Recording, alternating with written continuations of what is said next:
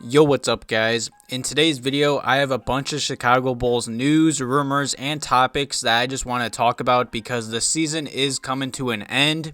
But before I jump into today's video, make sure you guys are subscribed to the channel and leave a quick like on today's video. It takes a second and it helps me out a lot. Also, check out my last video if you guys missed it. I was talking about how Derrick Rose is more than likely open to a Chicago Bulls return in this upcoming summer. Definitely go give that video a watch, but either way, let's just jump right into it.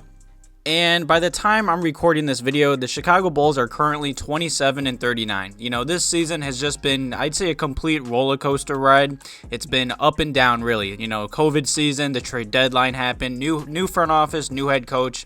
I might make a recap, like documentary video at the end of the season, so stay tuned for that video possibly coming soon.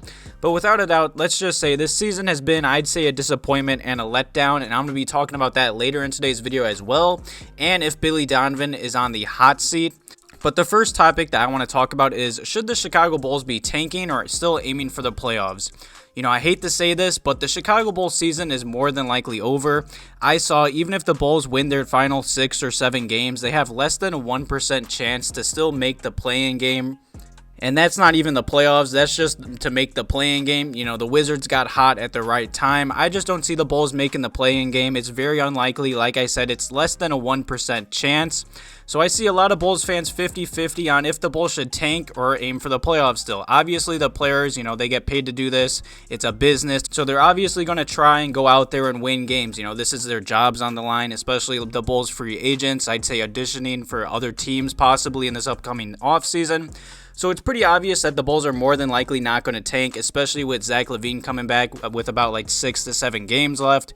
You know, Vooch is back as well. By the time I'm recording this video, the Bulls got a big W over the Hornets. And I hate to say this, I don't like tanking. I'm not for tanking.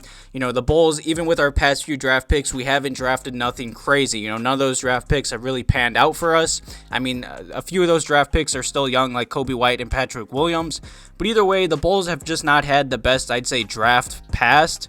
So I'd rather, of course, aim for the playoffs, but like I said, it's looking very unlikely. So what's mostly at stake in these final 5 to 6 games is whether the Bulls will get a 32% chance or a 26% chance to land a top 4 draft pick. As you guys know, at the trade deadline, the Bulls traded their future first rounder, and if it's a top 4 pick, the Bulls keep it, and if it's anywhere, I'd say below 4 or after 4, the Magic get it, of course. And like I said, I'm not for tanking, but it does seem like that is the best opportunity for the Bulls' future. But at the same time, I understand, you know, I'd say getting the chemistry down between Zach and Vooch because we need to add more talent or possibly another star to this roster in this upcoming offseason. So I really don't mind. No matter what, the Bulls are going to have, I'd say, a pretty solid chance to land a top 4 draft pick. You know, like I said, this season's been really up and down, but I just feel like tanking is the best opportunity right now for the Bulls' future. But of course, I don't see that happening, and I don't blame them at all. I would have rather the Bulls made the play-in game or the playoffs, but, you know, as of right now, it does seem like tanking is the better option. So definitely leave some comments and questions below today's video if you guys want the Bulls to tank or still aim for the playoff game, even though it is, I'd say, more than likely a less than 1% chance to even make the play-in game.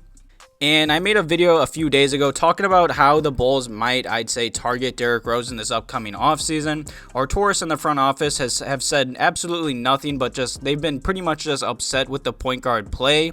It's obvious that the Bulls are going to try and upgrade the point guard position this upcoming offseason. So for these next few weeks, I'm just going to be talking about potential Chicago Bulls free agent targets. And the free agent that I'm going to talk about in today's video is Spencer Dinwiddie.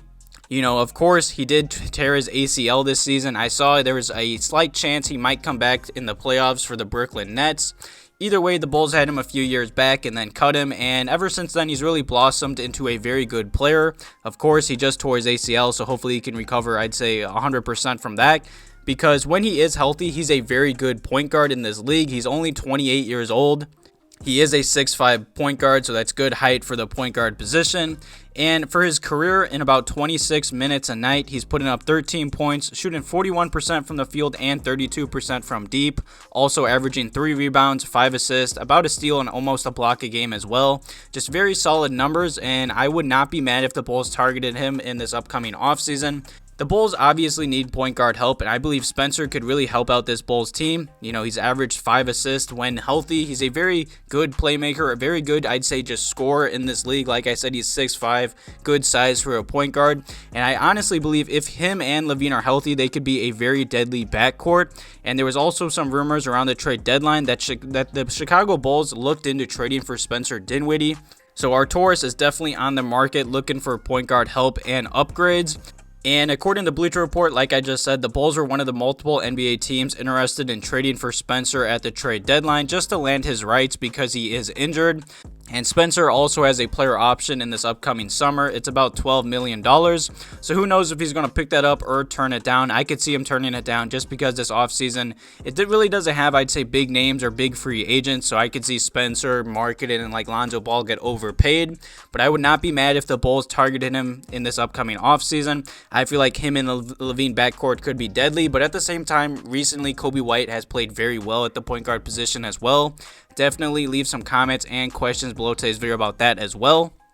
And the final topic that I want to talk about in today's video is a very interesting one. You know, the other day, Shams put out an article on The Athletic, and he was talking about how I'd say 5 coaches are possibly on the hot seat as the NBA season is coming to an end. And the more and more I'm on Twitter, I see a lot of Bulls fans and Bulls reporters kind of like throwing shade at Billy Donovan. You know, I also see some Bulls fans saying that Billy Donovan is a terrible coach. He's really not that much of an upgrade over Jim Boylen.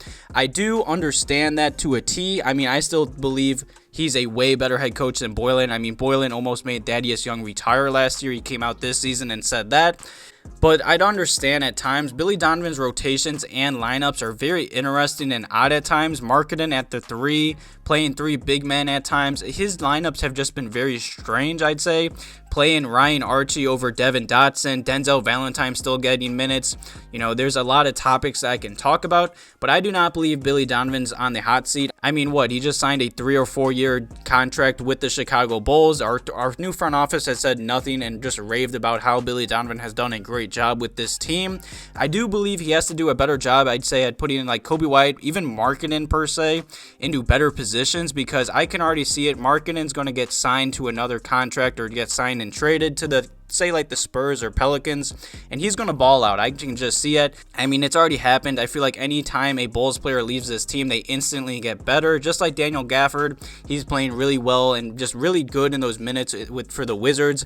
I saw a few days ago they were like 9-1 in games Gafford has played. But it does kind of concern me that the Bulls' record at the 65-game mark is pretty much almost the same as this year than to last year. You know, this year it was 26-39 with Billy Donovan, and last year it was 22-43 with Jim Boylen. You know, that is concerning, but, you know, the injuries, COVID protocol, just a whole COVID season, the trade deadline, chemistries, and everything. So I understand. I'm not saying Billy Donovan is a bad coach or should get fired. I do see a lot of Bulls reporters and Bulls fans saying they're not really happy with Billy Donovan. I expect him to stay. I don't really see a reason why he should be on the hot seat, I'd say. But no matter what, definitely leave some comments and questions below today's video about that topic as well. No matter what, leave some comments and questions below today's video about any of the topics I talked about. Thank you guys for watching today's video. Have a good one.